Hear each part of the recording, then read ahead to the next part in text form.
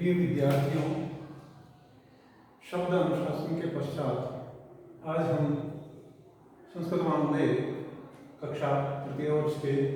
द्वितीय पत्र में व्याकरण महाभाष्य के पस्पशान निगम इस प्रकरण को आगे बढ़ाते हुए हम अनुशासनीय शब्द निर्णयाधिकरण शब्द अनुशासन को पढ़ने के पश्चात हम अनुशासनीय जो शब्द है उसका जो निर्णय है उसको लेकर के हम आज अध्ययन करेंगे, आगे बढ़ेंगे। क्योंकि महर्षि पतंजलि ने पाणिनि और कात्यायन की जो वार्तिक है इनके ऊपर महाभाष्य को इस प्रकार से भूमिका बना करके प्रस्तावना दे करके और प्रस्तुत किया है। तो अथ शब्दानुशासन, जब शब्द का अनुशासन और शब्द जो है वो इस प्रकार से एक व्यवस्था का स्वरूप लिए हुए हैं तो हम उसको अनुशासनीय शब्द का एक निर्णयात्मक जो अधिकरण कार जो है वो देते हुए आगे बढ़ेंगे। क्या कार बताया है करेंगे केशा शब्दानाम, केशा शब्दानाम शब्द कैसे जो अनुशासन में, तो शब्द के इस स्वरूप को हम जब अध्ययन के लिए आगे बढ़ते हैं तो महर्षि पतंजलि को केशा शब्दानाम की जगह लोक व्यवहार में, क्योंकि वैदिक और लौकिक दो प्रकार की स्थितियां होती है, इसलिए इन दोनों स्थितियों में शब्दों का जो प्रयोग है वो वेद में वेद के हिसाब से और लोक में लौकिक के हिसाब से किया जाता है।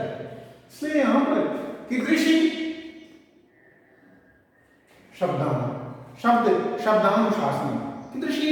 शब्दानुशासन, शब्द का अनुशासन किस प्रकार का हो, कैसे हो, तो इस प्रकार से इस बात को समझाते हुए महाकवि ने आगे इस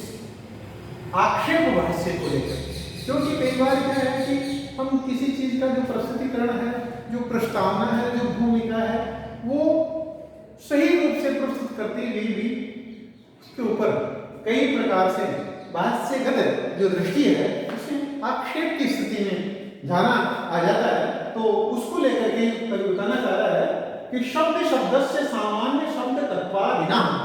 शब्द से शब्द का जो शब्द है, जैसे उदाहरण के लिए सामान्य जो स्थिति है वो शब्दकत्व को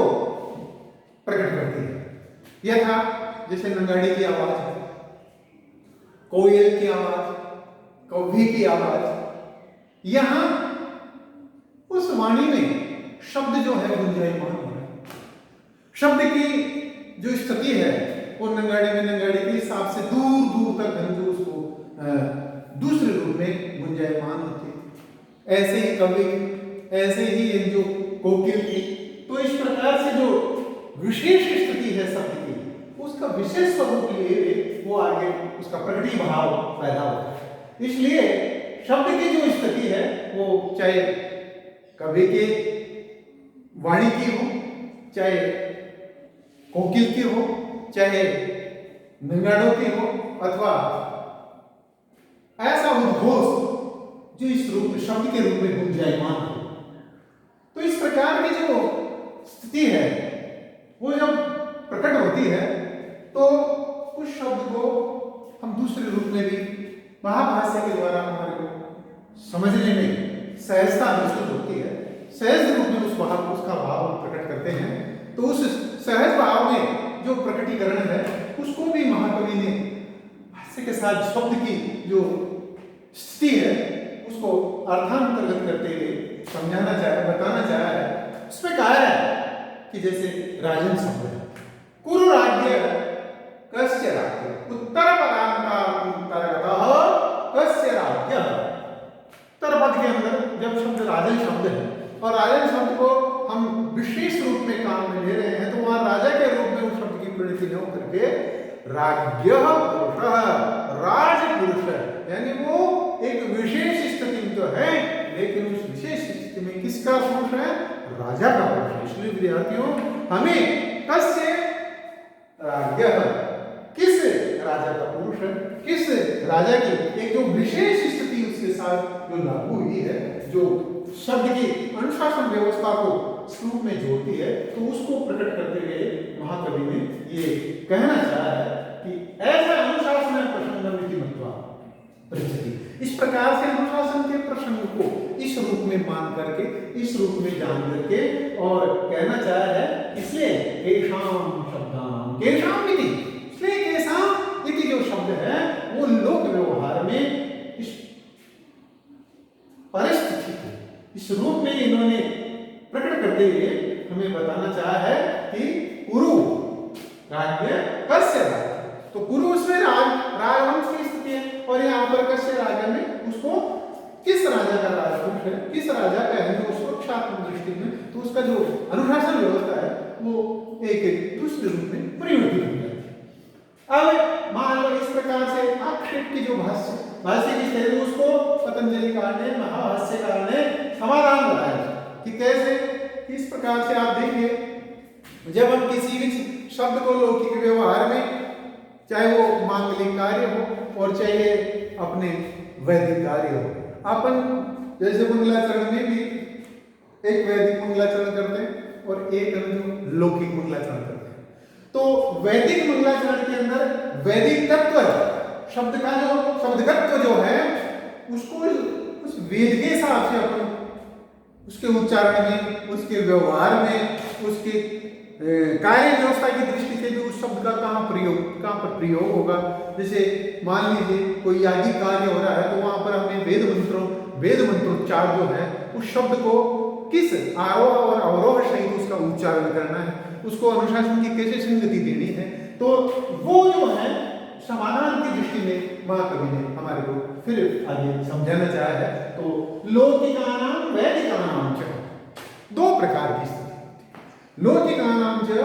वैदिकानाम च, लौकिक रूप में और वैदिक रूप में, दोनों जगह पर दो प्रकार की स्थिति रहती है, भिन्न भिन्न जो स्थिति बनी हुई रहती है। वैदिक जब हम शब्दों का उच्चारण करते हैं तो उसमें भी हम अनुशासन की व्यवस्था को एक गरिमामय स्वरूप में लेकर के और आगे बढ़ते हैं, और लौकिक जगत में भी अगर मान लो उसको हम उपयोग में लेंगे तो लौकिक व्यवहार में भी उसका उस शब्द का जो प्रयोग है उसी रूप से हम उससे उसका जो भाव है, उसकी जो एक व्यवस्था है उच्चारण के रूप में, काम में लेने के रूप में, तो लौकिक का नाम वैदिक का नाम है, लौकिक और वैदिक स्वरूप तत्र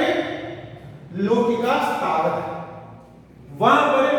जहां हम शब्द का प्रयोग लौकिक के रूप में करेंगे तो लौकिक की स्थिति है उसका ध्यान रखना पड़ेगा। यथा गौ राश्वः पुरुषो हस्ती शकुनी मृगा ब्राह्मण इति, गौ गौ गौ माता, पृथ्वी, गो स्वरूप एक विशाल स्वरूप, गो स्वरूप पुरुष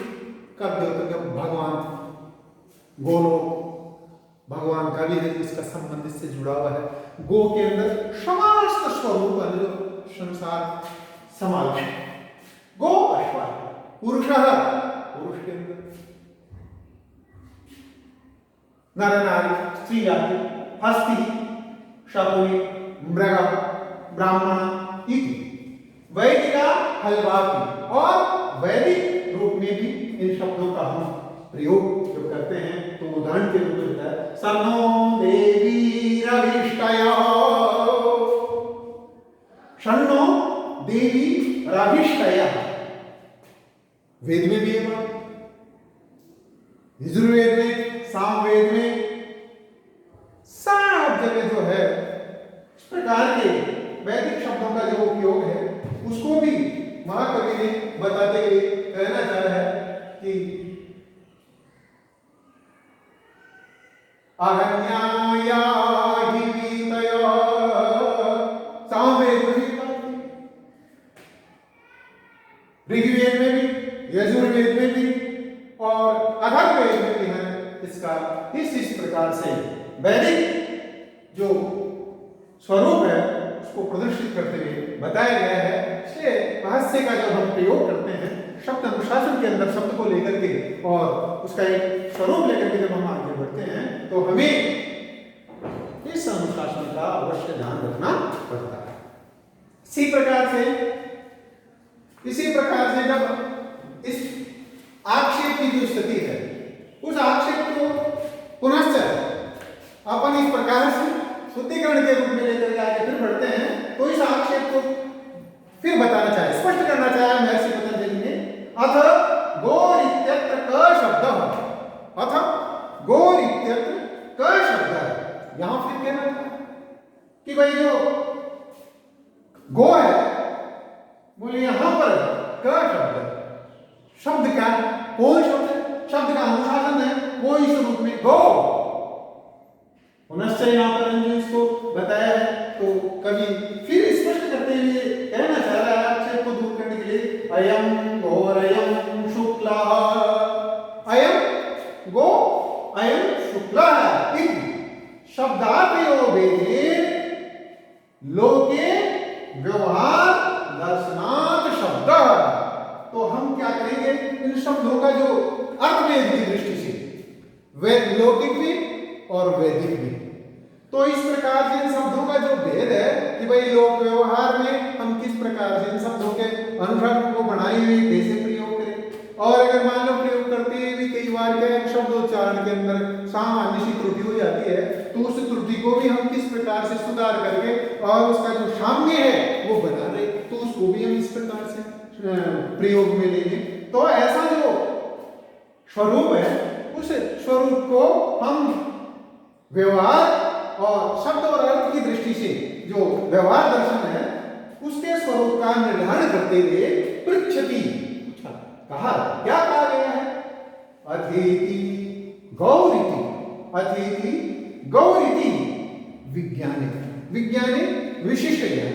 विशिष्ट स्वरूप है, एक विशेष परिस्थिति के अंदर जो प्रतिभा भाष्य है, क्योंकि महाभाष्यकार पतंजलि जो ये हैं उन्होंने व्याकरण को पाणिनीय एक वार्तिक सूत्र और इस व्यवस्था को इस रूप में प्रस्तुत करते हुए भाष्यम भाष्य विदो विदु, आगे आप देखिए तीनों मुनियों ने किस प्रकार से इस महाभाष्य को अपने साथ स्पष्ट करते हुए बताना चाहा है। श्लोक के माध्यम से भी हम समझ सकते हैं कि तीनों मुनियों का भाष्यकार पतंजलि ने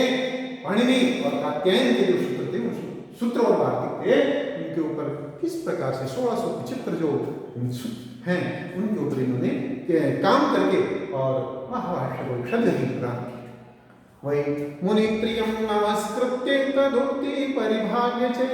वैयाकरण सिद्धांतानां कौमुदीयं विरिच्यते। ये बहुत जब शुभारंभ किया गया तो उसी समय इस बात को स्पष्ट कर दिया गया था कि वास्तव में ही ये तीनों मुनि जो हैं वो प्रणमामि मुहुर्मुहुः, प्रणाम करने योग्य हैं कि उन्होंने व्याकरण के इस ज्ञान को, व्याकरण संबंधी जो व्यवस्थाएं हैं उनको साहित्यिक दृष्टि से इस प्रकार की उपयोगिता प्रदान करते हुए और कैसे शब्द रचना में, साहित्यिक व्यवस्था में कैसा स्वरूप प्रदान किया है। अगर ये व्याकरण का इस प्रकार से अनुशासन नहीं होता तो आज हम शब्दों का किस प्रकार से उपयोग करते, ये तो शायद विधाता ही ना था। इसलिए हमें विद्यार्थियों इस बात को समझने की आवश्यकता है कि जब भी हम किसी शब्द का किसी व्यवस्था के रूप में अगर प्रयोग करते हैं तो प्रयोग करने से पहले शब्द का जो अनुशासन है वो एक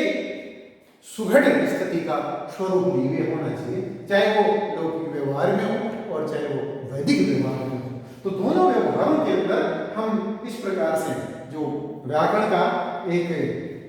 प्रतिभा स्वरूप है, प्रतिभा भाष्य है, उसके आक्षेप को भी दूर कर दें और हमारा जो शब्द तारतम्य है व्याकरण की दृष्टि से वो भी उसके ऊपर किसी प्रकार का प्रश्नवाची चिन्ह नहीं लेंगे। क्यों कि हम जब इस प्रकार से किसी भी चीज का अध्ययन करने के लिए आगे बढ़ते हैं तो सबसे पहले उसका जो शास्त्र है, उसका जो व्याकरण शास्त्र है उसको पूरी तरह देखा जाता है कि हम किसी शास्त्र का अध्ययन कर रहे हैं, शास्त्र को लेकर के अगर आगे बढ़ रहे हैं तो शब्द का अनुशासन और व्याकरण का जो तत्काल स्थिति का स्वरूप है उसको हम जरूर समझे, उसको हम जरूर साध करके चले, उसको हम जरूर एक ऐसी व्यवस्था देकर के चले कि जिससे हमारा जो व्याकरण है वो किसी प्रकार से ऐसा जिसे इतो भ्रष्ट है तो नष्ट है ऐसे स्वरूप को लिए हुए नहीं हो। तो महाभारत से क्या पतंजलि ने प्रतिदिन इस प्रकार अनुशासनीय शब्द का जो निर्णायक स्वरूप है वो लेते हुए प्रत्येक स्थिति को हमारे सामने स्पष्टतः प्रस्तुत किया है, समझाया है कि हम अगर किसी प्रकार से ऐसे शब्दों का जब प्रयोग करते हैं तो शब्द का जो प्रयोग है वो मर्यादित होना चाहिए, व्यवस्थित होना चाहिए, जिससे विषय वस्तु जो है वो आसानी से समझ में आ जाए। क्यों कि महाभारत से बहुत मतलब सरलीकरण के स्वरूप को लिए सरलतम रूप में महर्षि पतंजलि ने इसको अपनाया है ताकि मेरे इस महाभारत से वो पढ़ने वाले जो विद्यार्थी हैं जो वास्तव में रुचि रखते हैं और अपने एक लोक व्यवहार में भी उन शब्दों के माध्यम से परिवर्तन करना चाहते हैं तो उनको मैं जितना सरलतम स्वरूप लेकर के समझा सकूं और शब्द के अनुशासन को उसको अमली जामा पहना सकूं, ऐसी सरल विधि का उपयोग करके इन्होंने इस महाभाष्य की रचना की है। तो हम ई कक्षा के माध्यम से ऐसे आगे बढ़ रहे हैं और मैं समझता हूं कि सभी विद्यार्थी लोग जो वर्तमान तकनीकी है और हम भरसक प्रयास कर रहे हैं कि हमारे विद्यार्थियों तक इस विषम परिस्थिति में जो पाठ्य वस्तु है और जो पाठ्य वस्तु का एक निर्धारण किया गया है प्रतिदिन प्रति व्यवस्था के हिसाब से उन तक ये शब्द ये विषय वस्तु पहुंचे, तो ऐसा सकारात्मक प्रयास हमारी ओर से आप तक ये विषय वस्तु पहुंचाने का प्रतिदिन निरंतर प्रयासरत हैं। आशा है कि आप इस पाठ्य वस्तु को अपनी निर्धारित व्यवस्था के अनुसार से हृदयंगम करेंगे और नियमित अपनी अध्ययन व्यवस्था जारी रखेंगे। किसी भी प्रकार की अगर पाठ्य वस्तु में या समझने में कोई भी विद्यार्थी काठिन्यता महसूस करता हो, कठिनाई महसूस हो रही हो, तो समूह के माध्यम से ऐसे जो तकनीकी अपनाई गई है उसके माध्यम से विषय वस्तु पहुंच रही है उसका अध्ययन करके और अपने हृदय में अपने बुद्धि बल के माध्यम से जो भी कोई विचार या प्रश्न प्रस्फुटित होता हो तो उसके निराकरण के लिए भी आप हमारे से निश्चित रूप से संपर्क अपने नंबर के द्वारा कर सकते हैं, पूछ सकते हैं और नियमित रूप से अपनी दिनचर्या बना करके और नियमित कक्षा का ई कक्षा के रूप में जो परिणति है उसको अपना करके लाभ लेते रहें। धन्यवाद।